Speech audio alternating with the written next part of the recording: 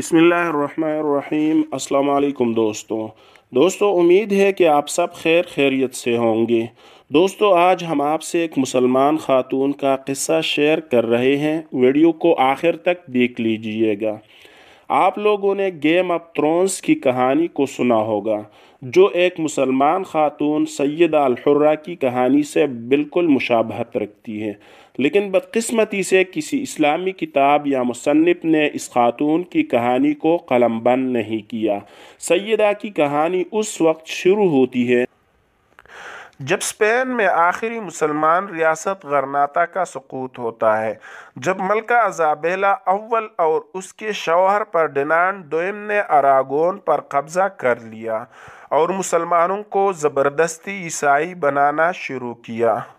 مسلمانوں کا مذہب تبدیل کرانے کے مقصد میں کامیابی کے لیے انہوں نے ہزاروں مسلمانوں کو تحقیق کر دیا اور ہزاروں کو قید کر لیا۔ جو بچ گئے وہ ان مظالم سے بچنے کے لیے ہجرت پر مجبور ہو گئے۔ ان ہجرت کرنے والوں میں ایک 7 سال لڑکی بھی شامل تھی۔ اس لڑکی نے اس وقت عہد کیا کہ جب تک مسلمان غرناطہ واپس حاصل نہیں کر لیتے وہ چین سے نہیں بیٹھے گی۔ اس کے چند سال بعد یہ خاتون ایک بہادر اور نڈر بحری قزاقوں کی ملکہ بن کر ابھری۔ وہ اپنے جہاز میں سوار اپنی ٹیم کی باقی جہازوں کو احکامات دیتی اور عیسائی فوج کے جہازوں کو سمندر میں تباہ کرتی۔ اس نے عیسائی فوجوں کو اس قدر نقصان پہنچایا کہ اس کا نام خوف کی علامت بن گیا۔ مسیحی فوجیں اس کا نام سن کر ہی تر تر کانپنے لگتی تھیں۔ اسپین سے افریقہ آنے کے بعد اس نے ایک تباہال شہر ٹیٹوان پر قبضہ کر لیا اور یہاں غرناطہ کے مہاجرین رہائش پذیر ہو گئے۔ اس شہر پر قبضے کے بعد 30 سال تک سیدہ الحرہ نے سمندر پر حکومت کی اور پرتگال اور اسپین کی فوجوں کے جہاز غرق آب کیے۔ سیدہ الحرہ کو مراکش کے سلطان احمد الواسطی نے شادی کی پیشکش کی۔